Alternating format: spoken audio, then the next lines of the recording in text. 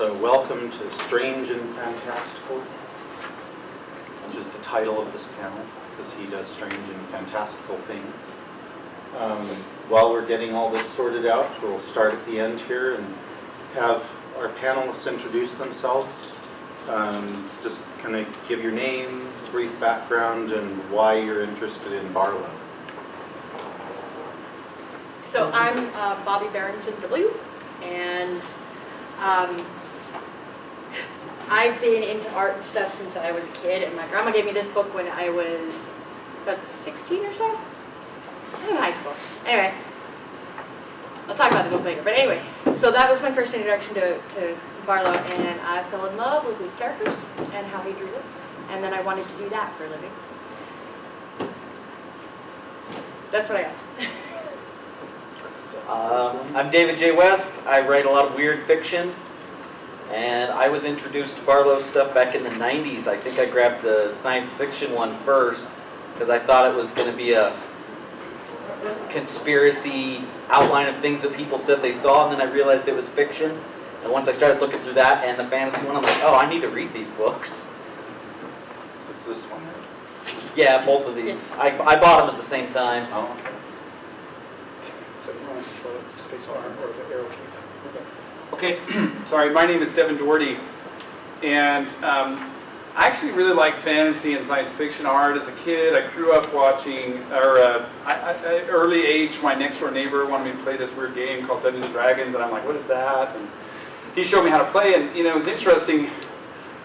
I always liked the art way more than the game itself, and so I was always fascinated with the art, and I would always look at it and everything, and so actually growing up, I didn't have much exposure to Wayne Barlowe, and he's one of these artists that I just came across recently, and it didn't take very long of looking at it before you recognize that the guy's a pro, is a master at his craft, and I just grew to appreciate him really quickly. So, a background on me, I'm a sculptor, by the way, so if you go to the art show and you see bronze sculptures in there, those are mine. And if you go to Artist Alley when he's there, they're clay sculptures that he's working on. So. I'm Joe Monson. I like his art a lot. And I do editing and writing for a living. So, all right. So I'm just going to go over some things. We already did that. So I'm going to go over a little biography about Wayne Barlowe. Just really quick, he was born in 1958 in Glen Cove, New York. I don't know where that is myself, but it's in New York. His parents were pretty well-known natural history artists, which is likely where he picked up a lot of his techniques and things when he was little. And he attended the Art Students League in Cooper Union in New York to study art. And then he apprenticed in the exhibition department of the American Museum of Natural History. And his first pro work was not even science fiction or fantasy. That was an insect guide. And since then, he's done lots and lots of artwork. You've probably seen some of his artwork on book covers if you read science fiction or fantasy, or you browse through old used bookstores and stuff. You've probably seen his work. So we'll go ahead and let Devon here talk a little bit about the first part here with Retief, and go from there. I'm not familiar with these novels at all, actually, but when I was going over and looking at Barlowe's body of work, I noticed a book cover for this Retief book series, and at first it struck me that Barlowe's grasp of the facial anatomy was very strong, and his faces look great, and I'm like, wow, this guy's really good at faces. And there's actually a lot of really good fantasy and science fiction illustrators out there that are just definitely considered masters of the craft, but are but aren't so good at faces. When they really get in there, really, to do it, they're really hit and miss with their faces. Growing up, I had an artist that I really liked, Keith Parkinson, and I love Keith Parkinson's art. Sadly, he passed away of cancer several years ago, but Keith Parkinson, man, he struggled with faces. And a lot of the TSR artists that I grew up with for Dungeons & Dragons and stuff, they struggled with their faces too. They did really good monsters. Even some of the rest of their anatomy was actually pretty solid, but the faces were just not so great. And I noticed that Barlowe's faces are strong. I mean, very good, realistic faces, no major problems, they're very realistic. And so that impressed me first. But then, if I don't know how well you can see this face, it's with the projector being the way it is, but if we go to the next slide, I started noticing that there's an entire book series, and it's a lot of books. I mean, I think I had to have seen 10 or 12 of these. And every one of these books have the same guy, this motif on the front. And it's not just cut and paste. He's drawing the same guy from different perspectives and different angles, and different expressions and all of that, and yet it always looks like the same guy. And that's actually really difficult for an artist to do.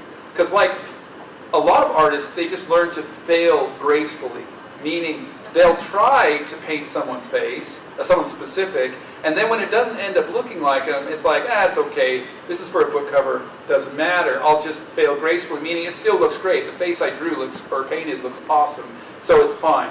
But then if you ask that same artist to do that same face in a different pose, they'll fail gracefully again, but it will look like a different person.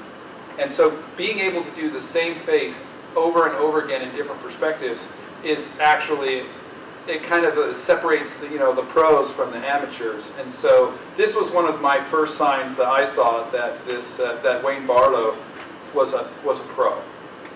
That he could do the same face from multiple angles, multiple perspectives, multiple facial expressions, and yet it still looks like the same guy. Right. So, did either of you have any comments about Richie? No, I wasn't familiar with those. Now you have something to go look up and okay, so the next one, David's going to talk about these ones. And this is the Gug. First of all, the Gug. So as I said, back in the 90s, I grabbed both the fantasy and the extraterrestrial guide, and I started looking through these, and I was like, wow. And I loved that he had different things that he'd show, like a limb, how this claw might work on this creature, how this might work, and he had all the pencil sketches of other things where he was doing just this little piece of anatomy. And then he would have a whole bit about this creature from the book, whichever book it was. And as I started to look through these, I'm like, wow, these are the classics, science fiction or fantasy that he's talking about. I need to read up on these. Because yeah, I'd read Tolkien, yeah, I'd read a lot of other things, but I started to realize there's all these ones that I've missed. And these are fascinating. And the anatomy he does for the Gug from Dream Quest of Unknown Cadet, it's like, wow. Somebody dreamed up something this different in monsters. This is not a chimera. This is not a griffin. This is not a dragon. This is so different, and yet he captures it so well that I'm like, I've got to read up on these. These are just fascinating because I had never seen someone draw a Lovecraftian monster before until I saw Wayne Barlowe stuff. So he was kind of the introduction for me for a lot of the truly bizarre monsters, and he's so good at what he does, you can believe that that creature could move. Yep. Well, this whole book is full of characters that, so many of them I read the descriptions and I can't imagine how they would look without it looking silly, and not a single one in here looks silly except for the ones he wants to look silly. Yeah. And this, he does one picture of Bran McMorn. I don't know if you can see this. He's going to show that next. Cool. Is it in there? Yeah, I asked for it. Oh, yeah. That's the finished one. So you see the finished picture, and then here's the sketch page that I couldn't find, but I didn't have time to scan this, otherwise I would have scanned it. Well, it's right here too. You got it? Yeah, Yeah. the sketch page. Couldn't remember if it was in the notes or not. Yeah, it was a while amazing ago. to me, all the sketches of all the stuff. I'm like, wow, I've got to read these. And then as it turned out, Robert E. Howard's now my favorite author. He's pretty awesome. But I know you're familiar with Howard. I've read some Howard. Anybody else read Howard? He wrote You should go Conan. look him up. He wrote Conan the Barbarian and a whole ton of other stuff. I love his scary Including this stories. story. Oh, So, all right. Yeah, the way he moved. I love the idea that in these books he's got all these sketches of, oh, I could have done this, I could have gone this way with this thing. I can show you this little bit, how this creature's stinger works in the extraterrestrial book. It's just amazing stuff. And you know this guy knows anatomy. It doesn't matter if it's a fictitious creature. He shows you how it would work. So if you're an upcoming artist and you're trying to get better, study anatomy so that you know how to do things You get the and gold then star. what you can change and why you can change it. Because your creatures and people and everything will look a lot better Well, if you put the work into it. You can see in a lot of his sketches the influence of his early work in the naturalist and his parents doing, Mhm. drawing from nature and the insect, especially these insectoid aliens and things. They're spot on and creepy. All right. So the next thing we're going to talk about is some of the creatures that he does, and basically how some of them are derivative of things that we're familiar with, like monkeys or lions or things like that, and then others not so much. These are completely pulled out of somewhere, out of his imagination somewhere. So, the first one we have here, let me look here. Get up to. So just so that you know who these are, this one on the left here is from a James Blish novel called Welcome to Mars.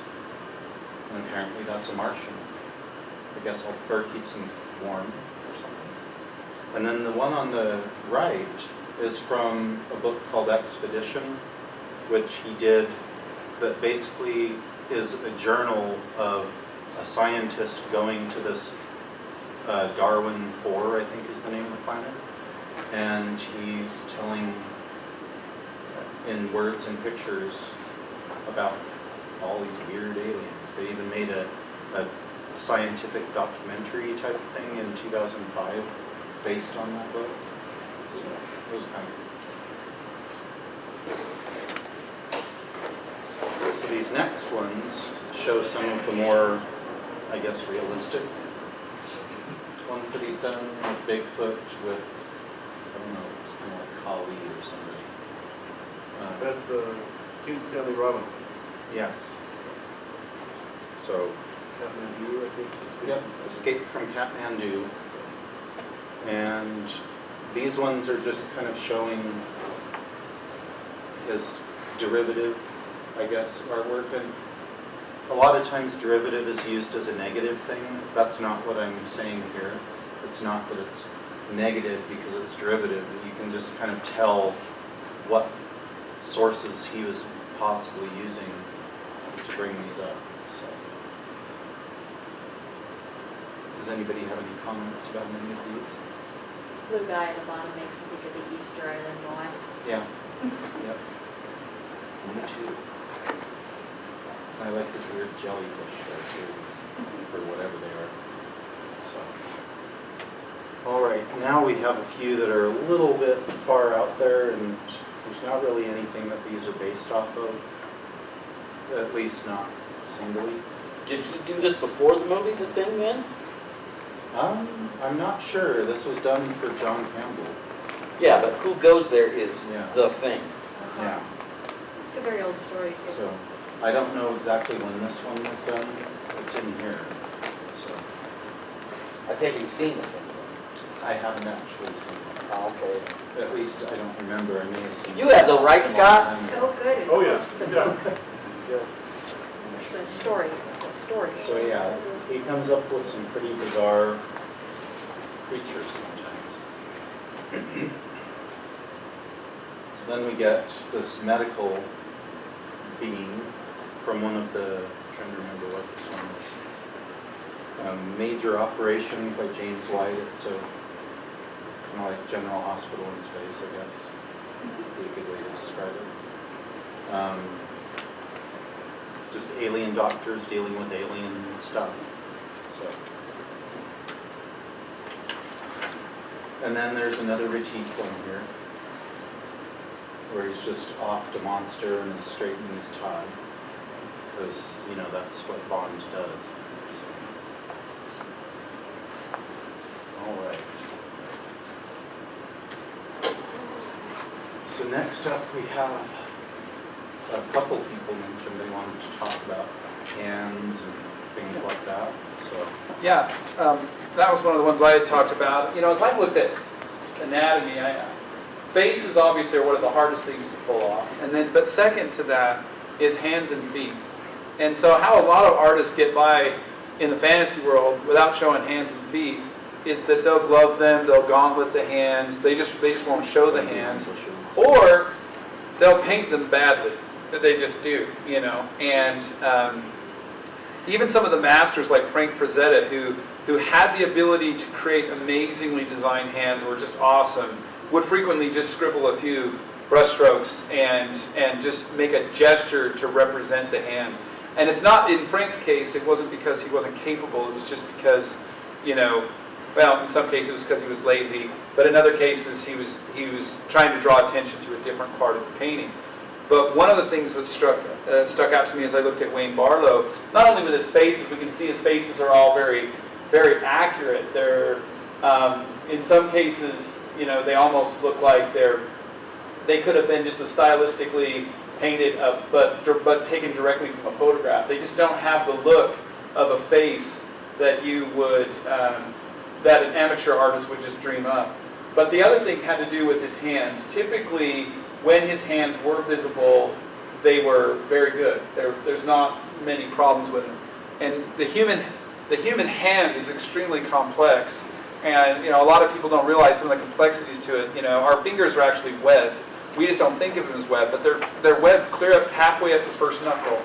And if you take a look at your hand, you'll realize that the knuckle's clear down here, the first, or the joint, and then the next joint's clear up there, and we're webbed halfway in the middle.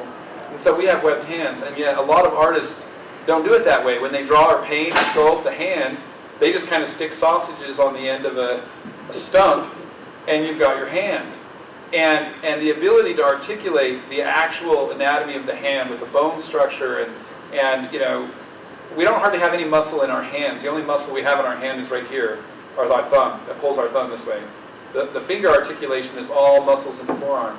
And so people that take the time to understand how the human hand works know that the form and the function of it, almost all the substance of it, is fat pads. And so as you watch people bend and move their hands, you're just seeing bits of fat and tendons that you can see beneath the skin, and blood vessels and things like that. And artists that take the time to get this right do a good job. I'm not sure, I looked at a whole bunch of them, and so some of these, like this close-up of the hands, does a good job of showing it. But the hands are a little, in that particular photo, they're more straightened out, so it's a little easier to see. But when our fingers bend, you'll watch the skin crease in very specific ways. That has to do with the fatty nature of our hands, because our hands, like I said, are mostly fat and bone and a little bit of tendons. And so he's taken the time to understand these hand structures, and so he does a really good job with it. And the same, obviously the same thing with his face. And the other thing is, a lot of artists, when you look at their faces, you can tell, like, a lot of times you can tell it's the same artist that did them. And the reason why is because all the faces look there's something eerily similar about all of them. But in Barlowe's case, he breaks that mold. You've got this African-American person with I don't know, all kinds of things grafted in. But her face does not look anything like the old man on top. And a lot of times there's just telltale signs of an artist, their signature on the faces. They tend to do all their faces somewhat similar. And the funny thing is, if you actually look, get a portrait of the artist and put it side by side, they're usually painting derivatives of themselves. And that's usually the similarity you'll see in a lot of these artists. But in the case of Wayne Barlowe, he's painting completely different people, and they look completely different. Funny story, I've actually got 2 copies of that Isaac Asimov. My uncle gave them to me just a few odd months ago. I didn't realize it was Barlowe. Yep. But I'm glad I've got 2 because my 2-year-old took a marker to one of the I tweeted a picture of her going all over that Asimov. I didn't realize that was Barlowe. Yep, that's from the November 91 issue of Asimov. And that is what Asimov looks like for anyone who's never seen him or seen pictures of him. That's what he looks like. You could have him standing in the room and hold the picture up to him and it would be a very good likeness. So Really and envy people the other that can do thing that. with the art, I mean with his technique is you can tell he's studied anatomy a lot because you can see in the bone structure in the face and the way the necks are. I mean, the horror one here in the middle of the belly. I mean, Well, you yeah, can see the that he definition in knows her what arm. he's doing. So even with all these strengths that we've talked about, he does have a few weaknesses in the way he does things, and he does it kind of frequently in some cases. So we have a few examples here of some of his weaker covers.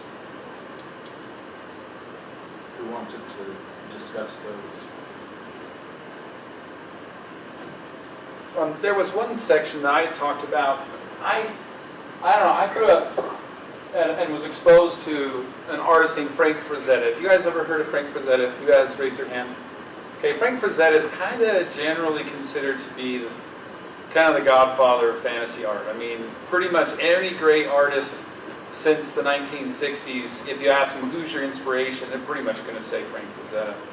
And yet Frank Frazetta's style is completely different from Barlowe's. They don't paint anything like each other. They're completely different.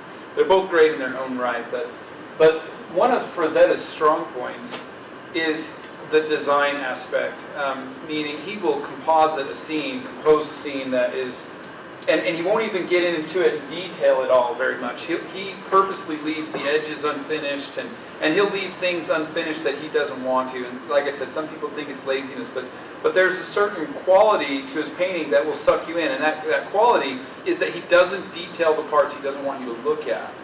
And he tends to have a style that people refer to as being more painterly, which means it's not as tight, it's not as focused, it's not as accurate on every line stroke to depict everything.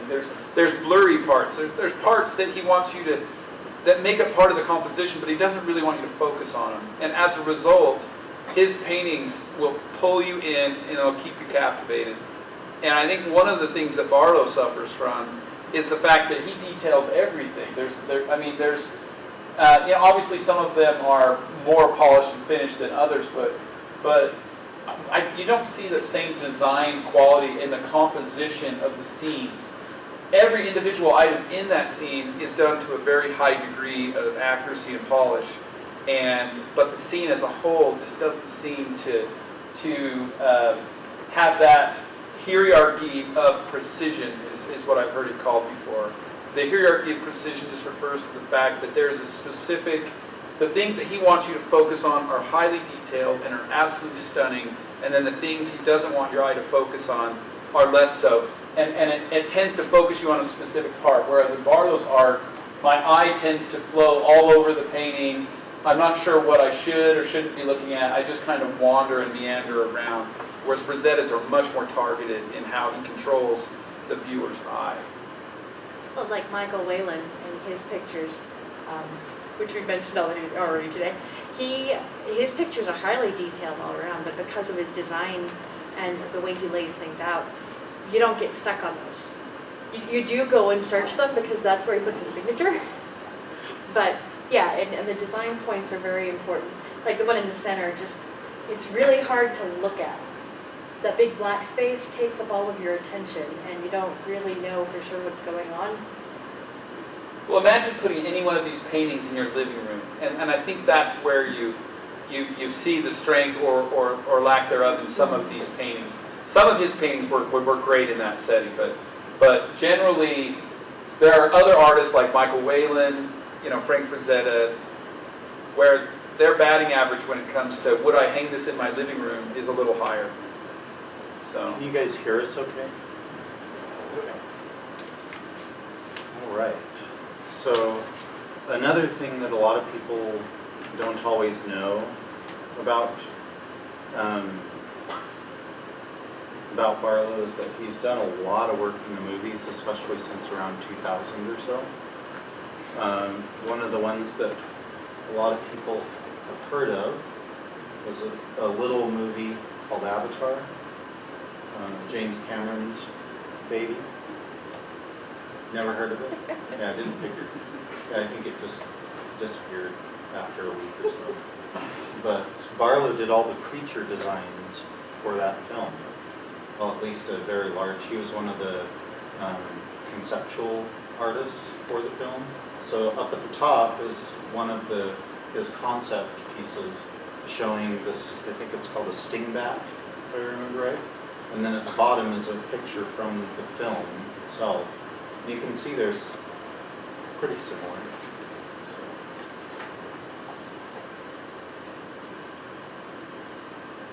So he also did stuff on, this is from Hellboy 2, I believe.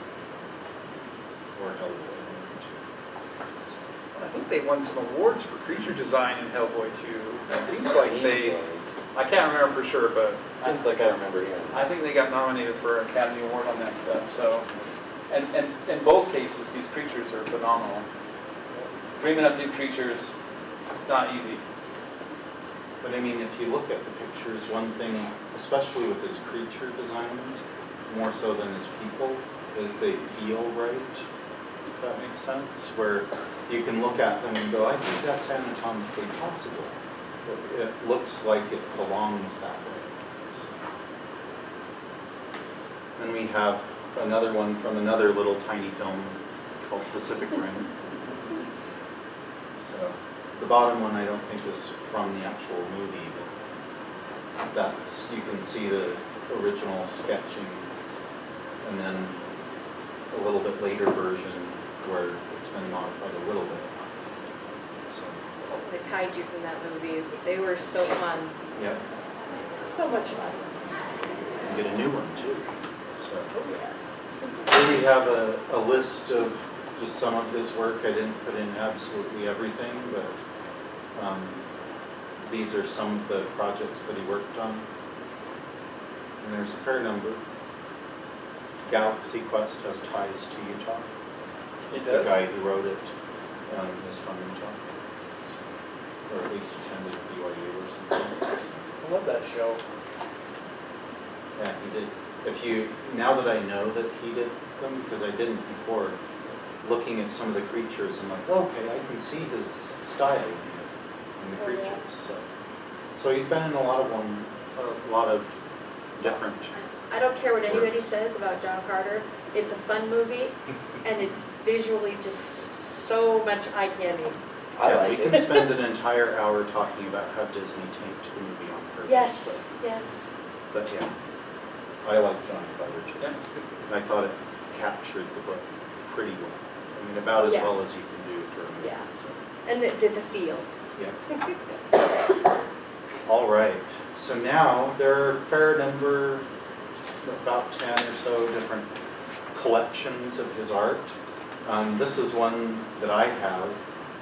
There's a bunch of collector cards that you can get that just have his covers of a bunch of different things, as well as a few images from this book and the fantasy book. And you can find these on Amazon. They're like $25 for an unopened box of cards. New or used? Yeah. They're not. Unopened. Yeah, but they're not actively publishing and producing these No. right now. These So are they're just- collectors now. Yeah, it's just an unopened box of cards. So, and you can usually find the full set of, I think there's 90 cards in the main part, and then you might get one or two of the special cards. So, and there's a few different special cards. This is the first kind of book that he did. I've never actually seen this one other than online, but I might have had that, yeah. kind of. Did anybody have this book when they were little? So there's some information about the book there. And if anybody wants this slideshow, I have a PDF that I can send out or make available. So this is one that is probably his most famous one. At least most people I talk to, when you mention this one, they're like, oh yeah, I've heard of that. So I have the second edition, and I think it might be the book club edition too. Yeah, that's how I got. Yeah. Is the second edition like, have a lot more material in it? I don't know. It's apparently revised, so it might have Yeah, I some. think I've it's never got a seen the forward, first one, so I don't stuff like know. that. You might have the first one I don't have with the your grandma's. She didn't actually have the extra traditional one. No. But this is his only work that's been nominated for a Hugo, as far as I know. It didn't win, but it did win the Locust Poll. So.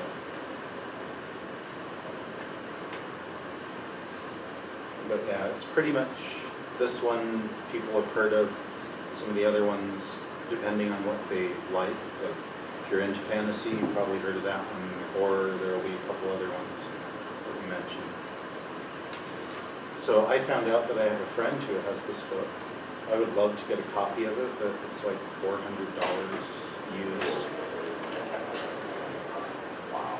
So it's hard to get. It'd be nice if they republished it. I don't care if it's a second edition. It's got some beautiful work in it. Yes. So. I'd even take it in, soft cover. But this one got nominated for a Chesley Award, which is like the award for science fiction and fantasy illustration. That beats out any other award pretty much. You should win a Chesley. I won the Chesley in 2014. We'll see. There you go. In dimensional art, Yeah. sculpture. Which means Queen of the Seas, the big octopus lady. Yeah, I love that. Yeah, it's nice. So if you haven't seen Alien Planet, it's on Netflix, I think. Really? And you may be able to find it other places. I'll It check comes that out. on and off various places. I'll go But check I it out. remember watching it a few years ago and thinking, wow, these are really weird designs for creatures and stuff. And now that I know that he was involved, I'm like, oh, okay, I can actually see his style. So, and you do see that floaty thing that's on the front there, whatever, I don't know what that's called. So, whatever that is, it's in there. And if you want to jump in on any of these, feel free. This is the one I mentioned, the cards. So.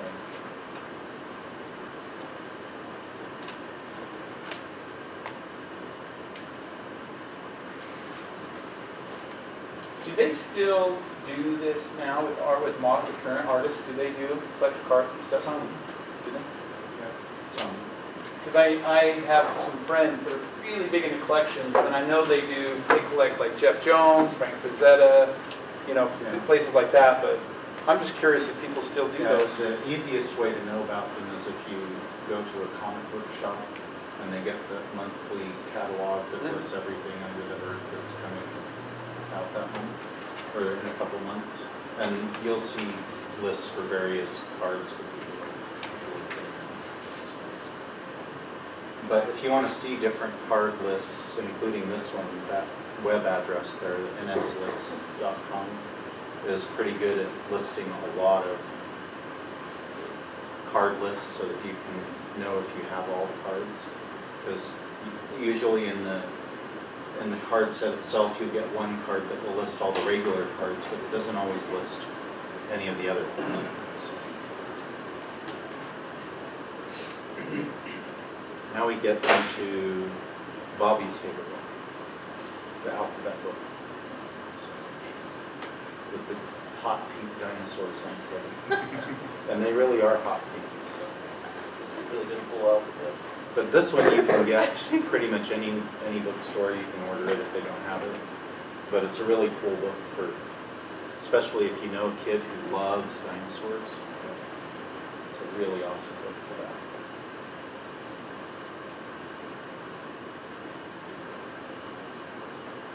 That's this one here, which has a fair number of things in it. And this one's still available. You can get two. The publisher's still releasing it. Yeah, it's still just available on Amazon, I believe. I don't always pay attention to whether it's actually being sold secondhand or not, necessarily, for if I'm just looking for something. So. This one's Bobbie's favorite one. So these guys, they're going through popular works of fiction, and Barlowe is doing his take on each of these creatures. That's right? So this one does have some original stuff that's not necessarily based on anything else. Well, This one has more. This one has a section in the very back of his sketchbook, which has a lot of the work for characters in this, but also a bunch of stuff from, it's like a little preview of his Pilgrimage to Hell book thing, so Which is coming up. it's just fun. Barlow's Inferno. Yep. If you want to see fun characters that'll give you a new list of books to read, this is... So here we have Barlowe's Inferno. This is probably not a good book to give to your young niece or nephew. It's got some pretty striking images in it, I guess we should say. So, Obviously a riff off Dante's Inferno, Yes. which is, I've only read it, I haven't looked at any art based on it, but it's pretty morbid. yeah, so it's not for everyone. So we'll leave it at Did that. he try to stay true to, I mean, was it his artistic renderings of Dante's Inferno, or did he do his own, completely his own thing? This one, I think it's just his own things, because it's kind of based on a lot of different mythologies from everything I've read. I've never read the book. Okay. I've just read about the book. But this is beyond the realm of things that I normally am interested in. So. But this is right up your alley. Maybe it inspires some new stories. So this one is related to it. It's basically a portfolio of works, and as well as some other drawings. So this one I couldn't find a big enough version of the picture. I found one that was like 150 pixels in the longest dimension, and so it wouldn't look very good. So instead we have this filler image. So. And then just Barlowe did the LTUE? yes. You didn't know that, did you? Nope. So this one I found out while researching stuff for this panel. It came out just in 2016. So it has a lot of his more recent stuff. It has stuff from the movies, some of his movie work, and whatnot. And it's 160 pages long, which is pretty decent art book size. So.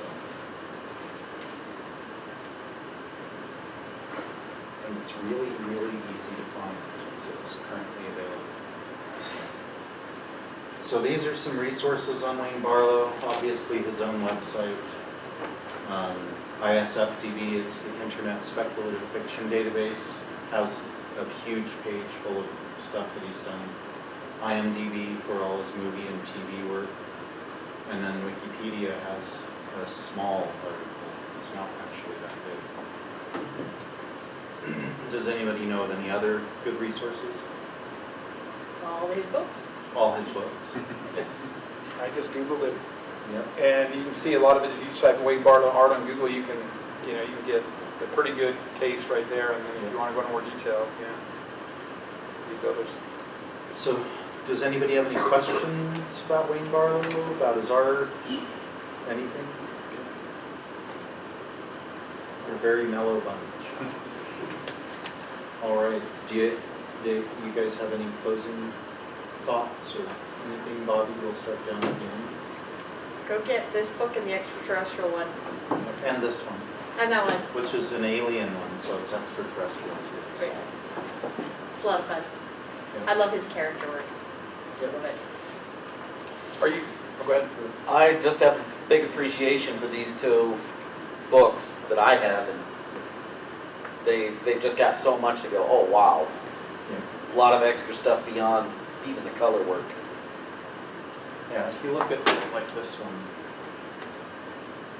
he's got size chart comparisons of some Oh, of yeah, them. size chart in both of them. I mean, Gives you a good idea. it's got information about them, where they live, their culture. I mean, it's got some pretty cool stuff, and that has similar types of things in it. So, The comparative size chart. And then you can see the different sizes here. Well, maybe for the last 2 or 3 minutes, we might want to consider, if you guys are willing, letting them come up and maybe just Yeah. browse through the books. yeah, we have a couple minutes left, so we'll say thank you for coming. Yeah. All right, so you guys are welcome to come up and take a look through some of these books if you'd like to just browse through his art really quick.